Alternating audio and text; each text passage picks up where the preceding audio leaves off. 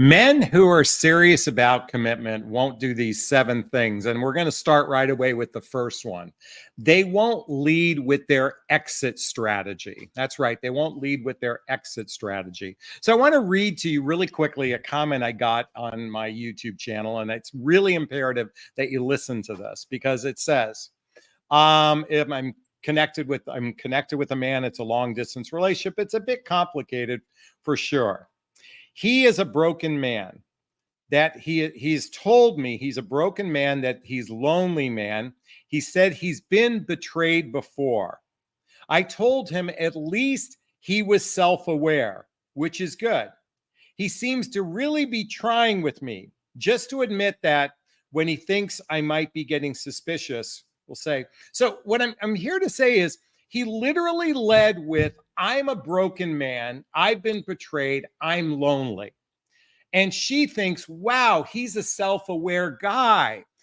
I'll be his heroine in this relationship. I will hold space for him while he's going through this difficult time. He surely will commit if I show him how much I love him and can support him. And what I suspect will happen, and given that this is long distance, he will surely use that as his exit plan to exit out of the relationship. He will come up with all kinds of reasons why he isn't ready to commit, because quite frankly, if a man is broken, if he's lonely, if he's been betrayed, it could take multiple years to heal from such a wound. That's right. It could take multiple years to heal from such a wound.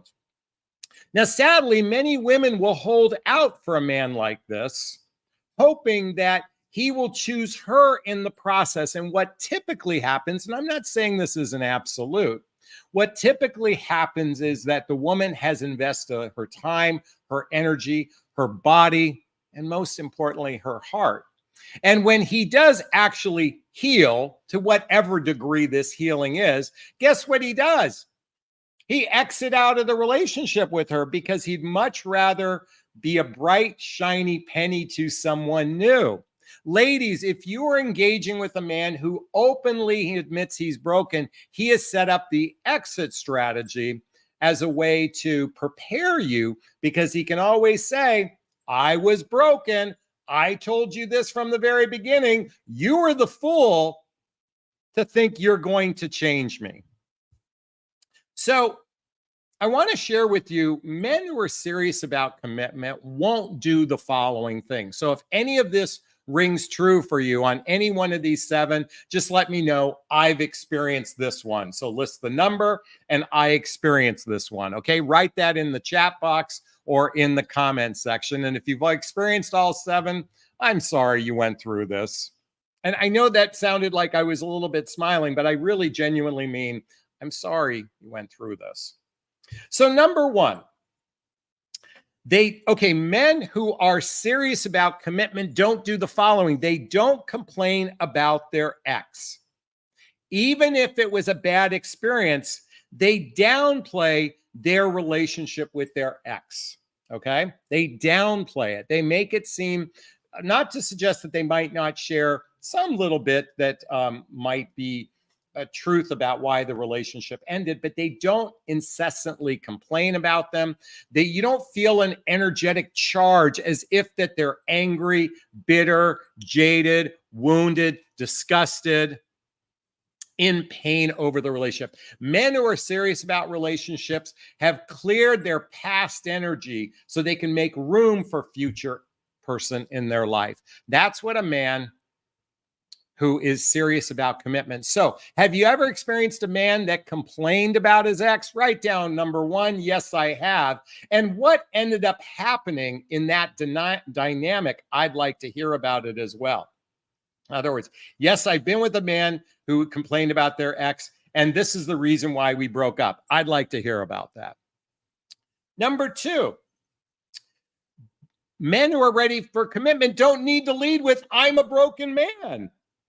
Men who are ready for commitment have already healed their childhood wounds, their adult traumas, or at least they're working on their childhood wounds and adult traumas. If you're not familiar with childhood wounds, I highly recommend checking out the book The Hoffman process, the Hoffman process. This is a deep dive into healing your childhood wounds and adult traumas so you don't bring this charge to any future relationship. And while this isn't a relationship book, this is a book for your heart.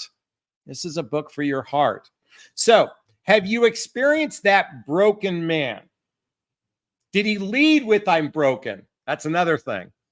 Did he use it as his exit strategy? Write down number 2. I was with a broken man, and this was his exit strategy. This man used it as his way to exit out of the relationship. If you've experienced that, please let everyone know that this has happened. Number 2. You know, sadly, though, before I get into number 3, you know, the reality is most human beings are suffering on the inside in some way, shape, or form of "I'm not good enough, I'm not lovable, and I'm not likable." We all experience this to some degree. And yes, there are a significant percentage of people who are rather lonely, like I was sharing in that comment. You know, it's a byproduct of the way our environment is today, particularly for those of us who are baby boomers or Gen Xers. Younger people have a different set of issues to deal with in the dating, mating, relating dynamic. But I will say, being somewhat broken is a very common thing. Now, and I'm going to raise my hand. I've been deeply wounded, deeply broken, and I led with all of that. I'd like to think, though, I've grown out of it to some degree. And that's what I'm inviting you to really notice. Is he in victim consciousness or is he in victor consciousness? Because a man ready to commit, he's in victor consciousness. Okay, and one other thing. I should mention this. Men who are ready to commit, they value healing. They have they've done the inner work and they have the tools to navigate their triggers that may cause them to react and their emotions be unregulated. A human being who has worked on their past, they're not also severely, there's not an exaggeration that happens for them when they get triggered. They're able to regulate their emotions more so than the person who's done little or no work. Okay, so that was number 2, the broken man. Number 3, their life isn't a mess. Their life isn't a mess. They have their act together. Have you been listen, after my divorce, I was a train wreck. My professional life was in the tank. My emotional state of being was a mess. And it was fascinating to me. I would lead with how much of a mess my life was. And women, you guys are such beautiful creatures. You think with that chakra up here that projects the future for us. Have you ever been with a man whose life was a mess, his professional life, his past relationships, maybe if even with his children, not past relationships, but certainly with an ex or children or his health? If his life's a mess, if he's going to have a real difficult time to commit. Men who are serious about commitment, they have their act together. So if you've been with a man who's number 3, his life is a mess, write that down. And was that the reason why he ended the relationship? I want to know, because I suspect that has happened to many of you who are watching this broadcast today. I can already see the chat box already chiming in. Yes, I've had number 3. And my invitation for you is, by going through these 7 things, if you can recognize these early on, you can avoid quite a bit of heartache. You know, we are swimming in a sea of really insecure human beings out there in the dating marketplace. I mean, as much as everybody goes, I want a confident man, I want a confident man. Just remember, even the most, alpha of alpha males isn't necessarily the best partner out there. I don't think James Bond, who is the quintessential alpha male, is the really best sign for being a partner. John Wick was, but you know what? He wanted to get out of that life. Okay. I think a person would have to want to get out of that life and actually dive into a relationship with someone. All right. Number 4. They actually, okay. So a man who's ready to commit, he values his physical health and his emotional health. But So, I mean, his physical health, his body, which includes eating healthy. Men who don't really value physical health aren't necessarily potential good partners. They don't seem to value life. I want you to think about this. You know, I think it's rather important to invest a minimum of 30 minutes to an hour a day to our physical well-being, and I'll put a / our emotional well-being as well. I would say an investment of at least 2 hours a day for your physical well-being and your emotional well-being. Now, a lot of people say, I don't have time for that. But I want you to understand that our life is predicated based on how we take care of our physical bodies, especially those of us in midlife. And if they're on medication, do they take it regularly? You know, I'm on medication. It's just a byproduct of my age. And so I take it regularly. I have my little pill box and I make sure I take it regularly. And I walk 4 miles a day, or I ride my bike 10 miles every 3 days. Taking care of your physical health tells someone you actually want to be in a committed relationship. And those that don't, oftentimes that becomes a problematic thing. So have you experienced number 4, a man who doesn't value his physical and emotional health? Have you experienced number 4? And was that the reason why he ended the relationship? And let me include physical health means people that don't drink in excess, people that don't necessarily get high in excess. I'm all for a person having a cocktail, and I'm all for smoking a joint every now and again. I live in California, so it's copacetic here. But are they doing things in excess? That's the things you should be paying attention to.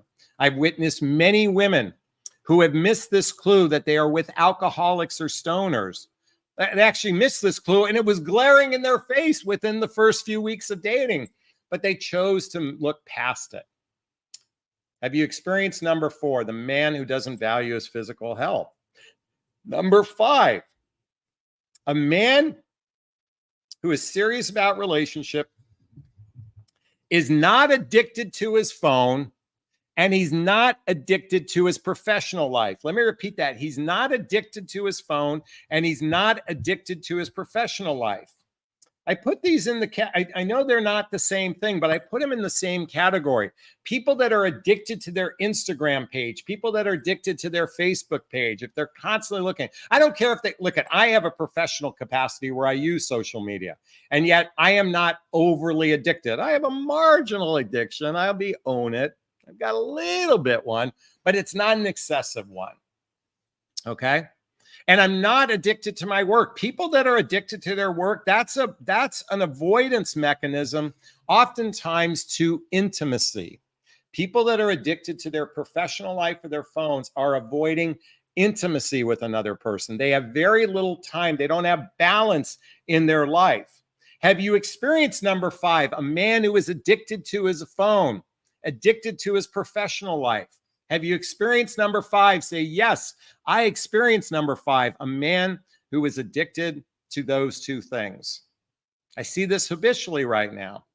We can call these red flags, certainly. But at the same time, I've witnessed women, because you have amazing chemistry with the guy. Oh my God, Jonathan, I had this most amazing chemistry with this guy. Our sex is off the charts. He tells me good morning. He says, I love you. He says, I'm beautiful. All of his text messages is good morning, gorgeous. Good evening, gorgeous. He says, I'm thinking of you. You're so beautiful. Folks, there isn't a lot of depth in those types of text messages. I was just sharing with a client, and I probably share this at least 5 times a week, this meme that I think has a lot more depth. And I want to share it with everyone. You've heard me talk about it before. I'm going to talk about it again. This is the kind of conversation that I invite you all to have. I hate small talk. I want to talk about atoms, death, aliens, sex, magic, intellect, the meaning of life, faraway galaxies, music that makes you feel different, memories, the lies you've told, your flaws, your favorite scents, your childhood, what keeps you up at night, your insecurity and fears. I like people with depth who speak with emotion from a twisted mind. I don't want to know, what's up? What's up? People that seem to be addicted to small talk. They're not, small talk, their phone, their work. They don't oftentimes bring to the table a balanced life or depth. So if you've experienced number 5, please let me know, write it down. Okay, number 6. He's not a Debbie Downer or complainer. Men who are ready to commit aren't Debbie Downers. They're not complainers. I've noticed that there are human beings, their subtle communication is always negative. It's fascinating. My mother was this way. She always had a reason to complain about something. I think that's why it really rubs me the wrong way. But there's some people that they just don't see the bright side in life. They always seem to find the negative. What's interesting is my mother used to complain me of that, but it was just a projection of her own negativity. I think there's a significant percentage of people, and as I've said in this broadcast multiple times, we here in the United States, we are suckling on the nipple of victim consciousness. Victim consciousness, it is rampant in our social media, in our communications with people. It's nothing but complaining, Debbie Downers. Or I guess, would it be Debbie Downer or David Downer? David Downer, excuse me. I used a feminine term for a man, but it's a David Downer. Have you experienced number 6? That David Downer, that complainer. He's literally broadcasting that he's not capable of being in a committed relationship. Men don't show up. Men who are fully ready to commit do not show up as David Downers. Is this sinking in? Is this resonating? Please let me know. And number 7, bump, bump, bump, bump, bump. He's not closed off about his emotions. Men ready to commit are expressive with their feelings. Now, as I said before, this isn't expressive about their feelings about, oh my God, babe, you look so hot. Oh my God, babe, I'm thinking of you this morning. Oh my God, babe, you look so gorgeous. I can't wait to get into your pants. That's not expressing emotions. That's expressing horniness. Horniness is not a reflection of emotions. What's an expression of emotions? When you can sit down with your partner and listen to how they had their day, offer some insights into how to make their day better, express appreciation, express gratitude. Demonstrate it through cherishing a person, through your words, using the words, I love you. But most importantly, using the words of appreciation. I really appreciate you're in my life. I really appreciate that you take time to help me in my life. I appreciate that we're a team together. I am grateful. I appreciate it. Gratitude, grateful, appreciation. Really accepting you for who you are. That is a demonstration of feelings and not the horny side that's driven by the penis. Oh my God, so many of you love the love bombing because it feeds that insecure part of you. But I'm here to say you're thirsty, I suspect, to feel really safe with a man because he's expressive of his emotions. He's even expressive of his concerns and fears. He's bringing it to your attention because he wants to work through it. That's what a man does when he's ready for a commitment. And when you're with a man who doesn't share his emotions, he's closed off, he doesn't share his genuine feelings for you, that's a sure sign he's probably going to exit the relationship at some point. Have you ever experienced number 7, a man who was an avoidant personality, a man who was emotionally constipated, a man who was emotionally unavailable, a man who wasn't able to express his emotions to you? If you've experienced this with a man, please write down, yes, I've had number 7 in my life, and I won't accept that anymore. What's that from that movie? Anyway, we've just laid out the 7 things a man who's not going to commit, or a man who won't commit, shows up, because it's really the opposite of how the man who's ready to commit that shows up. He's not going to complain about his ex. He's not going to lead with being broken. His life isn't a mess. He's going to value health and his physical health and his emotional health. He's not addicted to his phone or his work. He's not a David Downer or complainer. And most importantly, he is not a closed human being. If you've experienced any of those, write that down and let me know. And the details that went it and why, and did he use that as his exit strategy? Please let me know. All right, if you have something to say, post a comment below. I'd like to hear your thoughts. If you value what I've shared and you want some support, check out the links to a discovery call with me to see if working with a coach is right for you. Check out my group called Midlife Love Mastery. Check out all the books I recommend. Follow me on Instagram, just to name a few. And if you could, please hit that like button. Please share this video. Please subscribe to my channel and hit that notification bell as well. Thank you so much. All right, it's time for questions. If you have a question, write the word question and then post the question there after. Or you can purchase a super sticker, super chat. There's a little $sign in the chat box. All of the monies from the super sticker, super chat goes to a scholarship fund in the name of my son, Connor Asley. That's a picture of him right there in the Obey shirt. It's my son who passed away over 5 years ago. In his honor, we donate to causes like the Hoffman Process, Insight Institute, and Seeds of Love. So if you have a question, either purchase a super sticker, super chat, or write the word question and then post the question thereafter. Our goal tonight is to get $50 to donate. Every time I do a live stream, I want to collect $50. So let's hit that goal tonight with a super sticker, super chat. All right, let's see what we have in the way of questions. Oh, we have lots of comments here. By the way, Redhead says, Jonathan, you have taught me so much. My dating has changed due to you. Ah, Redhead, big hugs of appreciation. Thank you so much. Looks like a lot of you experienced number 1 or 2 or 3 or 4 or 5 or 6 or 7. Oh my gosh. Sending you off a big, gigantic Jonathan Bear hug. Really says, or I don't know how to pronounce that. Ray, question. Do you think most men, 70%, can't communicate well? I've dated couple serious relationships in the past, and they freeze when minor relationship issues come up.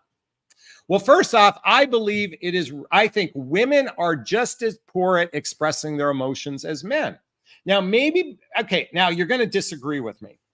Just because a woman can vomit her emotions to her friends doesn't necessarily mean she has a capacity to be seen, heard, and understood by a man. I'm going to get to your answer in a second.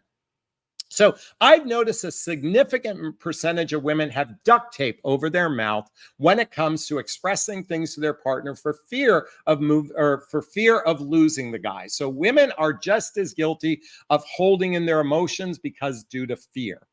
And so now let's differentiate. So let's say a woman's emotional capacity is this level and the man's emotional capacity is this level. Do you know what that space in between is called? Does anyone know what that space in between is called? That's called drama. Yes, people who are expecting this level of emotional IQ and they're with someone this level oftentimes create aggravating circumstances, which is called drama. Okay, now coming back to your question. I do believe a significant percentage of human beings, whether they have a penis or a vagina, seem to have difficulty expressing their emotions. That's right. They have difficulty expressing their actual feelings. Men in particular happen to be rather emotionally constipated. It's not that they're not capable of it, but we haven't been given, most men were taught to stuff their emotions, keep it stuffed in. We weren't allowed to be very expressive. So I do believe men and women combined can be very challenged when it comes to expressing their emotions. And I do believe there's a significant percentage of women who either vomit their emotions or create drama, but it doesn't mean it's healthy communication. And do you know how I know this? I will tell you, there is a show on Showtime called Couples Therapy. Has anyone seen the show Couples Therapy? This is where couples go into like real life therapy sessions. It's hidden cameras, but I will tell you, it's pretty legit. Now, it's always this way. She's pointing the finger at him and he's pointing the finger at her. It's his fault. It's her fault. It's his fault. It's her fault. Okay? By the way, when you point a finger, there's always 3 fingers pointing back at you. So When you watch this show, you will witness women who are terrible at communicating their feelings on the show. I mean, habitually. And men actually tend to be more logical communicators. And the therapist can track the man's, because the woman's all over the map. She's telling the story. She has to give every detail. It's like this detail and this detail and this detail and this detail. And the story is all over the map. It's like trying to find a needle in a haystack, where the guy's just usually boom, boom, boom, boom. Now, this is just an interpretation I have, not because I'm a man. I've just witnessed this with women. And believe me, I'm in a profession where I listen to women all day long talk. They ramble on incessant stories all over the map. Very hard to track women. So coming back to your original question, I do believe men and women are equally poor at communicating. This is why I recommend the book. I recommend 2 books. Excuse me. This book is called Nonviolent Communication by Marshall Rosenberg. I highly recommend everyone checking it out. There's a link below to get a copy of the books I recommend. In addition, I Hear You: The Surprisingly Simple Skills Behind Extraordinary Relationships. I recommend getting these 2 books. Read it with your partner. If a man is having regular sex with you, if his penis is going inside your vagina on a regular basis, start doing this work so you at least have a chance of having a successful relationship, instead of this, how's your day going? Did you have a good day? I hope you had a good day. You know, most people have mediocre conversations. And as I expressed earlier on, I like atoms and death, and I don't like small talk. All right. Hope you get the gist. Thank you, Ray. I hope that helped. All right, Alan, looks like we have a man in the house. Or maybe it's not a man. Can a man reject a woman and deny his feelings, even if all the signals and vibes show the opposite? Can a man reject a woman and deny his feelings? I don't really understand. This question seems a little convoluted for me. So I don't understand exactly. Maybe you can reword it in a way that makes a little bit more sense to me. So thank you so much. By the way, if you like this content, please hit that like button. Please share this video. And if you want to join the hot seat, I just posted the link if you want to get up on stage. All right. Alexandra just gave us a $5 super sticker. That means we're only $45 away from hitting our goal tonight. So thank you so much. NC says, after watching your video, I deleted his number. I do not need a man who does not fully commit, but wants a friends with benefits. Yay to NC Nice Eagle. Way to go. Standing in your power. Way to go. Everyone, let's give her some props. I'm honored to be able to support you. So thank you so much. We have a man in the house. Brad's in the house. Thank you so much.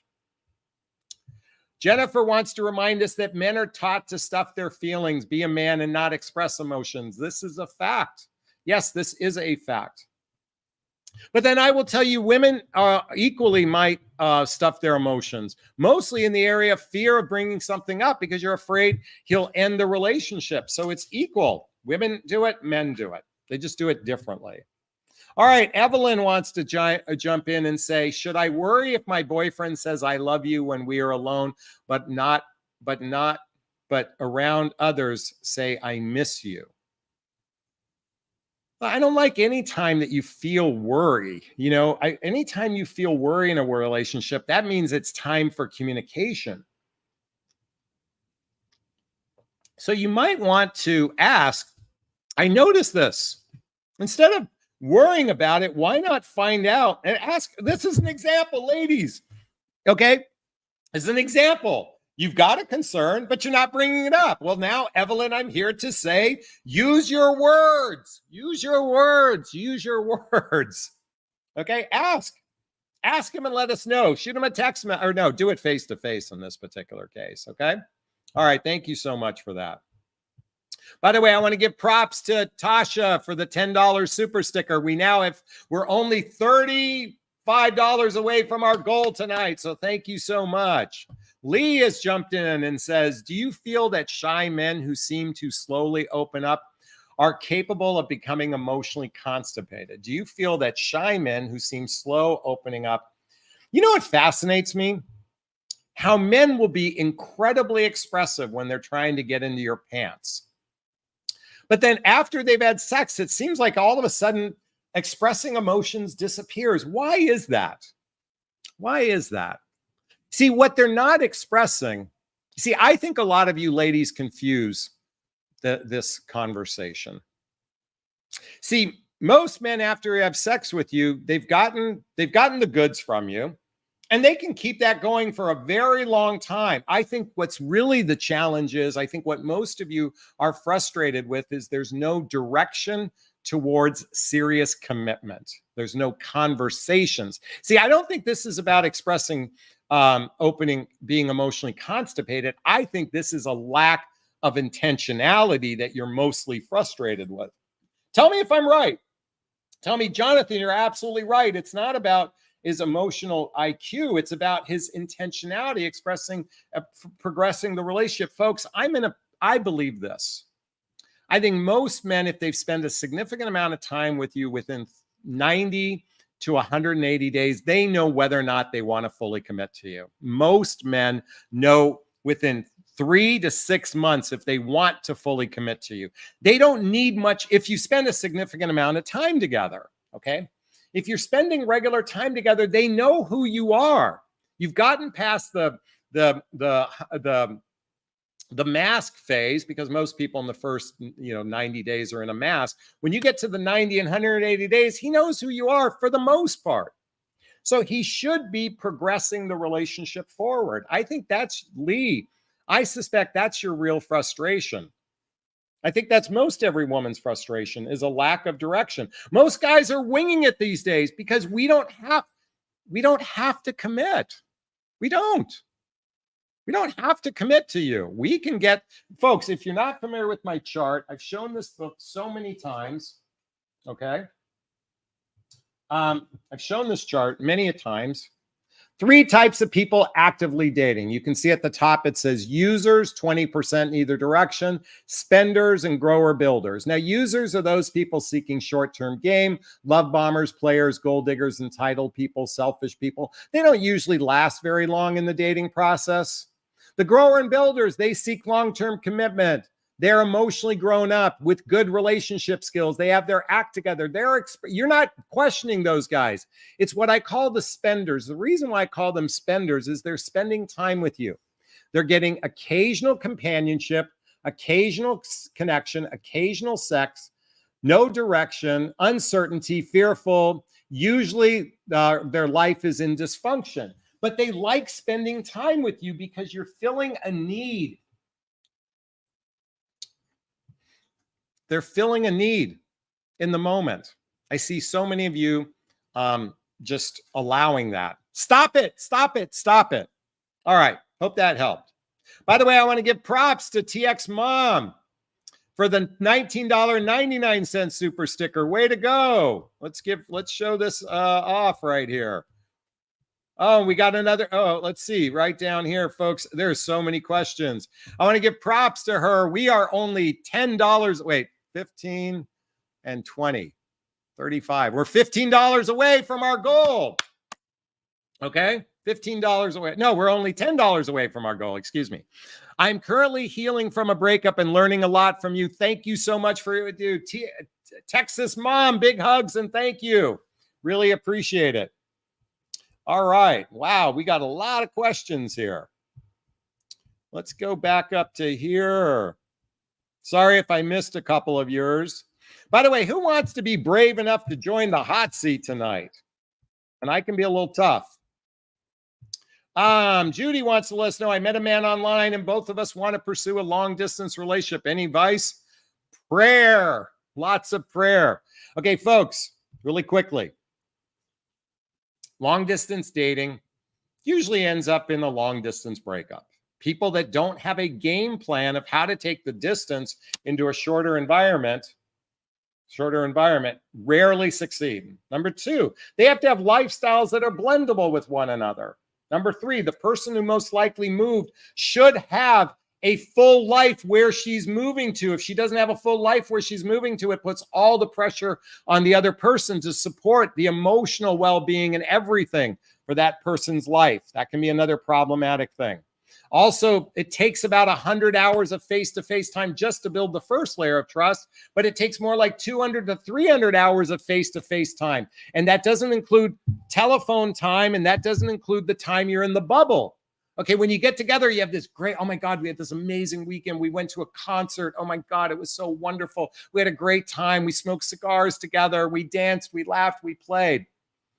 That's bubble. That time doesn't count in building trust. See, trust happens through the teamwork areas of your life, and this isn't over the telephone. Telephone relationships don't yield success. Rarely do they yield success. So I just want to give you that insight. And I have a video that's called Long Distance Relationships. You can check that out. By the way, I want to thank Kathy King for the $10 super sticker. And I want to thank Cecilia. And her question is, what are some different reasons for emotional intimacy being important? Cecilia, thank you for the $20 super sticker. We hit our goal. We're now at $70. Let's reach 100 tonight to donate to a couple causes. So Cecilia, I highly recommend checking out the book Emotional Intimacy by Robert Masters. But Jonathan, all you do is recommend books. I have to read these books to learn something? Listen, you can't learn emotional intimacy in an hour-long video. It requires doing the exercises. It takes time to build that muscle, to learn how to emote. By the way, remember I said earlier, women have a capacity to vomit their emotions? I think, really understanding your feelings or emotions, I don't think women are as good at it as they think they are. I think you have a capacity to, like, I use the term vomit. I know that sounds kind of crass, but I'm here to say you guys are no picnic either.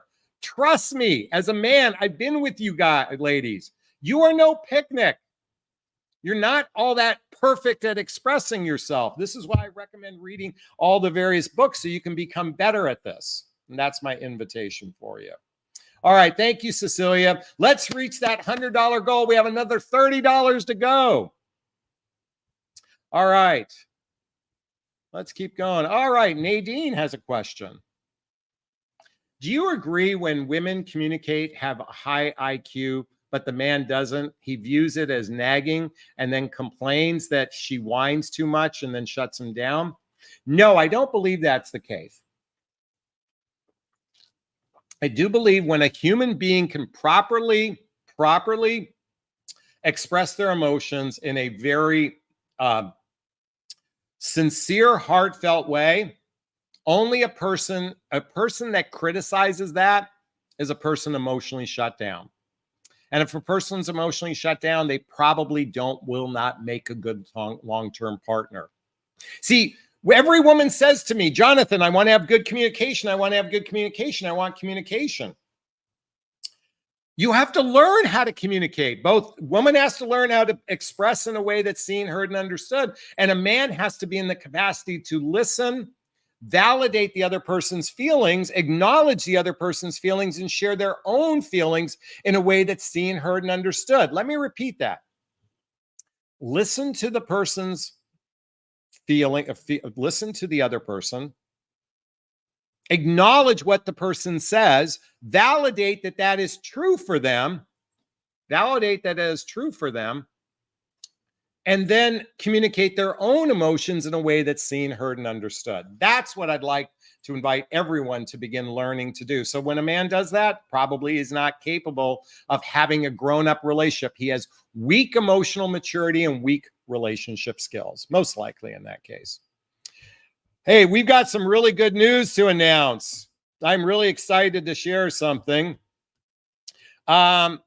We just hit over, I just want to say, Cecilia just gave us a $50 super sticker.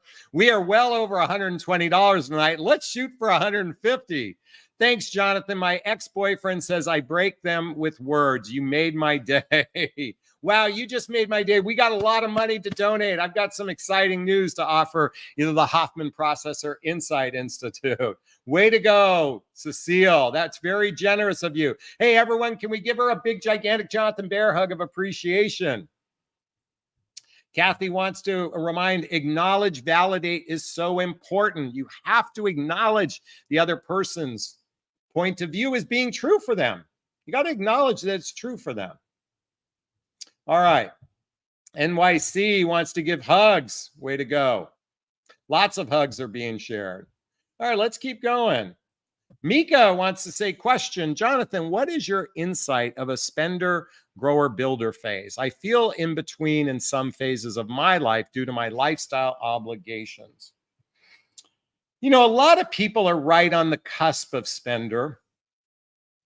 The challenge is you either, okay. So I shared something publicly. You know, recently I had Rabbi Manis Friedman on our channel, on the channel, and we talked about the importance of marriage. And it occurred to me that, you know, shortly after my divorce, the last thing I wanted to do was get remarried. Just didn't want to do it. That lasted for a decade or so. And then I got to a point, I go, you know, I looked at it, I'm getting in my 50s now. It's time to maybe change your mind. I've been divorced for a decade and a half. And I thought, you know what? I'd like to get remarried. But then I had an interesting awareness. And that was, I want to be a husband. I want to be a husband. What does that mean? I want to be a partner to someone. When you operate from how you want to operate, like I know clearly I want to be a husband. I want to be a partner to someone. I demonstrate that in my actions, my words, my, the way I show up. I'd like to think I do that anyway. And so you need to be with someone who also wants to be, whether if you're a woman, you want to be a wife, a partner to someone, and you want to be with a man who wants to be a partner to someone. If you're still in the spender phase, you're not, the grower builder says, I want to be a partner to someone. And they only choose people that want to be a partner with them. That takes sometimes it takes a year to figure this out. You know, it's not going to happen on the first, second, third, or fourth, or fifth, or sixth, or seventh, or eighth, or ninth, 10th, 8th. But at some point, you have to reach that within the, as I said before, you have to reach that point where you want to be in partnership with someone. And so that's what I want. So if you're in that phase of spender, it's going to be challenging at that point. Does that help, Mika? I hope it does. All right. Hey, who wants to be bold enough to be on the hot seat tonight?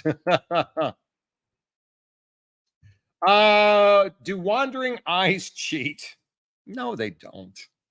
Look, I'm a guy. I look at in my relationship, we openly laughed at sometimes whether we were watching TV or something like that, where we saw someone attractive, even been out in public and expressed how that person looks attractive. I think it's natural. I think it's healthy to share it with your partner that you've done it rather than being in secret. But here's the thing I invite you. What does a wandering eye mean? Well, if a couple isn't happy in their physical intimacy, if they're not happy with emotional intimacy, that wandering eye most likely could turn into something serious. Is it indicative? Absolutely not. But I will tell you that if there's weakness in the relationship, it probably could be indicative of something that could be a problem later on down the road.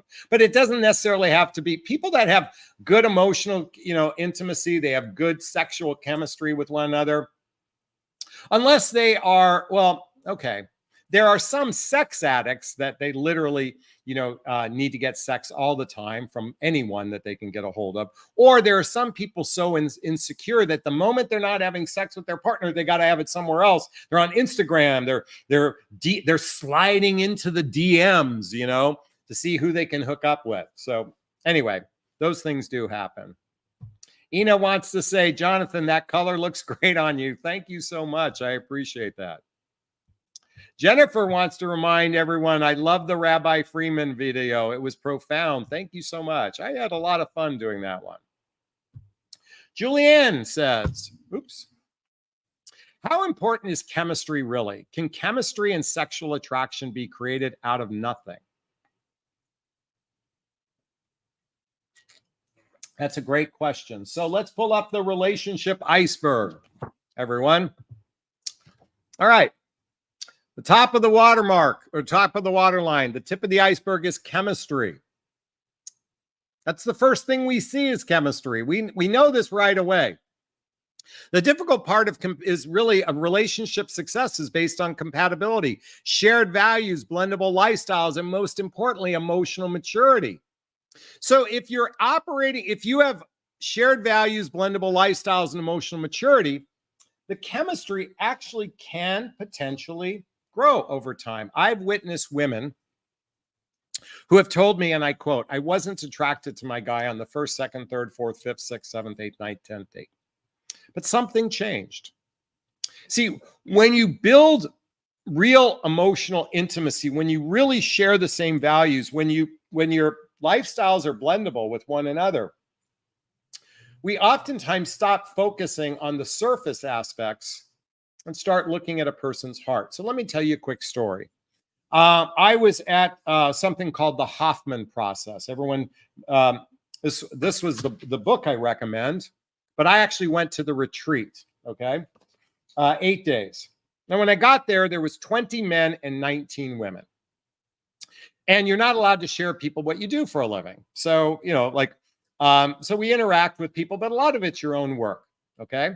Now, really quickly, I want to share with you, you do get to share what you do for a living at the second last day. And I got up on stage. I said, I'm a dating relationship coach for women, yada, yada, yada. And later that evening at the jacuzzi, and it was this 30-person jacuzzi, I'm sitting there and all the women were surrounded me. And they were like, Jonathan, I want to ask you questions. I want to ask you questions. And the guys were flipping me off. Okay, so at the end, one of the women came to me and she said, Jonathan, I want to tell you a story. When I got here, I looked around the room and I noticed 2 men I was attracted to. Remember, there were 20 men and 19 women. And she goes, you and a guy who looked like the Marlboro Man. I swear to God, this guy, just rugged, kind of a Sam Elliott kind of look, okay? And she said to me, after this experience, I would date the 18 other men.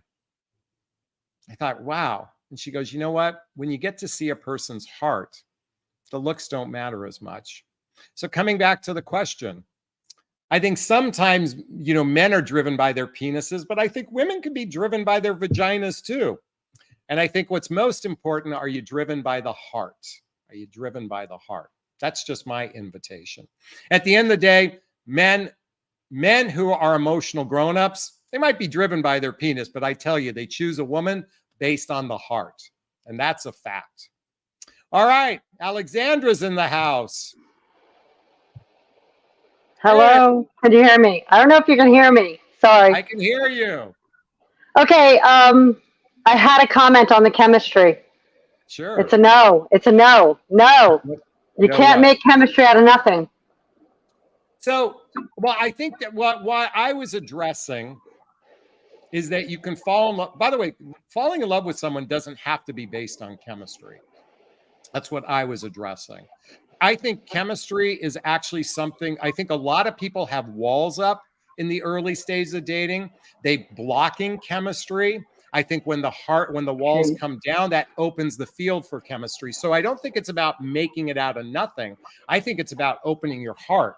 I will tell you that I've witnessed so many women who are walking wounded birds that have such closed hearts that I think that's part of the reason why they're not experiencing chemistry with men. Now, by the way, I'm not here to suggest men aren't closed in their hearts too. Believe me, this is an epidemic for both men and women alike.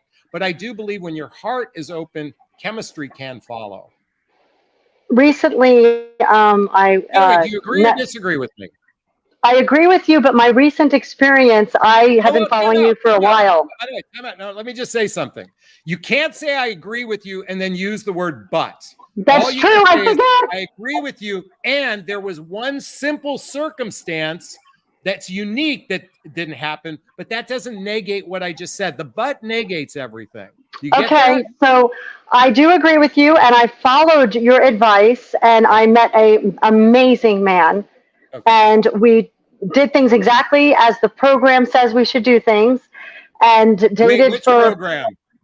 Everything you've taught me, all the books I've read about not having sex, taking time to get to know each other. We were very much aligned. Both of us were looking for a partner mate.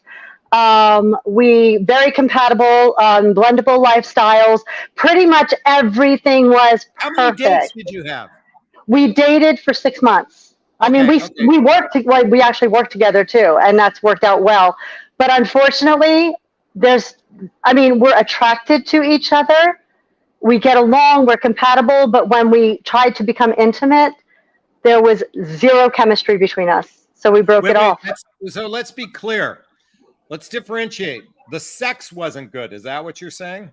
We never even got that far. It's just kissing and holding hands was okay. Well, did you ever see the movie Revenge of the Nerds? Yes, I did. I was hoping for that. The movie when the nerd had sex with the cheerleader and she goes, "Oh my fucking God, he's great in bed." If you guys never got that far, how do you know it wasn't going to be good? Because we tried. Okay. So yeah, unfortunately, and it just for me, it wasn't just for him. There was just no chemistry. There was no sexual zhuzh, no desire. It was like very comfortable and compatible and wonderful, and we'd have a great time together. But once the heat got turned up, we both went flat. There was just. So let me ask you a question. Was it pleasurable? At first, yes, but then it became painful, almost like awkward. Okay. So yeah, so I'm just letting the reason that's why I wanted to speak out. So we're differentiating about sexual compatibility. The word chemistry can be rather complicated, how people view it. Sometimes people view it based on physical attraction. In this particular case, you're using it about sexual chemistry. Yeah. I do believe that people, by the way, most married couples have vanilla sex at some point, like it just becomes vanilla, but it's important to have physical intimacy on a regular basis. It's a shame that is this relationship over? Yes, it is. And we are friends. And what I learned through this process was that even though you may run across somebody who, through what we've learned on how to vetting, and how to get to know somebody and be open and genuine and authentic and transparent. And he even read 8 Dates, y'all. I mean, this boy absorbed everything, loves it, is probably following you right now. Okay. But there is that chance that it might not work still with all the dots on the eyes. On right now. So here's the thing. And you know what? I want to address this because you bring up something. And I learned this through my son recently as well. He was in a relationship with a woman for almost 6 months. And he said to me, and he liked this person. They got along great. There was so many things in common, but he said, I'm just not feeling I'm in love with her.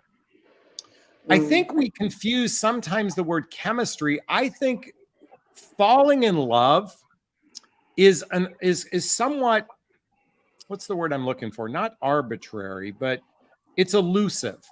I think two people can be well suited for one another, but they don't fall in love with each other. One person falls in love and the other person doesn't. I do believe that happened. Whether it's a reflection of chemistry, whether it's a reflection of blocks going on, maybe it's a misalignment, whatever it is, I do believe that there is an elusive part to all of this that we can't identify. And I believe that's what was missing. Yeah. Yeah. And I would say that I believe that usually happens when there's some fear or some block going on inside a person. I think that oftentimes there's a childhood wound, a trauma, an adult trauma that doesn't allow them to truly open their heart fully. Or maybe they can partially open their heart. So I don't know. I mean, again, we can say chemistry, we can say love. It can be a number of different things. But I do believe two people can spend, close to a year together and still not get there. That's possible. They can get close. And you can be kind. I will tell you, because you do always say that if things don't work out, you can lead with love, and you can be compassionate and caring and honest, and still maintain really good friends. And just sometimes it just doesn't happen, and it's okay. Yeah, that's it. But I mean, can you turn chemistry out of nothing? I'm just here to say, I've witnessed so many women right from the get-go say I wasn't attracted to a man, and something changed. That's what I'm talking about, and that's what I was addressing with that question. Well, I hope that happens. Yeah. All right. out. Can I give you a big, gigantic Jonathan Barrog of That'd be appreciation? awesome. Thank you. Thank you Take so care. much. Bye. Appreciate you. All right. Bye now. All right. NYC wants to say to Alexandra, you are so beautiful. Thank you so much. I agree. What a sweet lady. Not like that woman that was giving me a lot of grief the other day. She wouldn't. That's interesting. Someone said she was gaslighting me. And, I thought about that. I was being sincere and spoke the truth. Anyone watched the video from a couple days ago? And she kept saying I was wrong. She's telling me I'm a liar. You don't have any proof of it. All you have is a projection, but you don't have proof of it. And that was a really interesting experience. So, folks, by the way, I do not handle confrontation well. Typically, I sometimes lose it. I was kind of getting really hot under the collar in this particular case. Does anyone remember it? That was a really interesting experience. I tried to handle it as diplomatically as I could, but I will tell you, I really wanted to tell her to F off, and she doesn't need to follow me anymore. So anyway, let's find out if you have a question. Does anyone want to join the hot seat before we wrap up tonight? We got time for one more person if you're respectful. Kathy wants to say soul sexy. What I'm hearing in the hot seat is a choice. It's not a choice, less a constant effort. It may not be a match. You know what? We can't predict love. Can't predict that intangible, wherever that is, that intangible. Sometimes two people can care for one another deeply and still not get there. It happens. Sometimes, the early stage of chemistry, the early stage of limerence, the early stage of lust does confuse us, and we can become attached to a person. But at the end of the day, it takes, I interviewed Arielle Ford, who wrote the book. Actually, here's a copy of her book, her new book called The Love Thief. The Love Thief. I love this book. Oh my God, folks, go check out the links below to my book recommended. Click on the links there. Check out The Love Thief. I've rarely read a book in 2 sittings. I read this right away. But she said, love is a behavior. It's a choice. And I struggle with that because I think giving love is a choice, but I think really caring deeply for another, so much so that you want them in your life for the rest of your life, sometimes that's an intangible. And a lot of times there's something else blocking that person to getting there. Okay.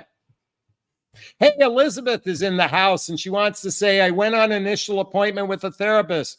It should be evident on the first encounter if someone is a good fit. I was feeling completely comfortable. You know what? I am not the predictor of who's a good or bad therapist. I cannot give you I think if you resonate with someone, keep working with them. If you don't resonate with them, don't work with them. That's just my belief system. So if you felt comfortable, that's a great sign. Julianne wants to say love is a daily choice. I agree. Levity says, or Livity. I just started following you and I appreciate all your wonderful advice. Thank you so much. Does anyone have a question before we get to the ending of tonight? Hazel Eyes wants to say you handled her well.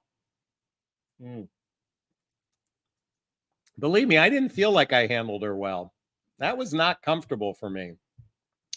Love is a behavior. The actions, not the talk, shows all. I believe it's a combination of action and words. I do believe that. Let's keep going. Julianne wants to know, what days do I go live? I typically go Monday, Tuesday, and Thursday, typically. Oh, wait a minute. Kathy wants to say, we cannot predict love. So true. We cannot predict love, but it's not sufficient. Love is necessarily, but not sufficient. I'm not sure what that means, but I do agree. I think I agree. Okay, Cecilia, you have been a generous person. Do you know, folks, Cecilia has donated over $90 tonight to the Connor Asley Scholarship Fund. We are going to end on her note. Thank you for the love. We really appreciate it. Big hugs. Sometimes it's limerence, other times it's infatuation. Ultimately, the theme of the individual's mind and perceptions is described, but hard to describe. One challenge may be empathy. You know what, folks? I really do believe, two people, I think it's rare. I think two people can be joined together. They can experience a good life together. I think two people could be miserable together. I think two people can be extraordinary together. But I do believe love requires having an open heart, healing your childhood wounds, your traumas, your adult traumas, and having an open heart. I think when two open hearts come together and they truly see one another, does anyone remember the movie Avatar? I see you. What is intimacy? Intimacy. Into me you see. Into me you see. I think when two people have open hearts, they've done the work, they can meet one another and they can see one another.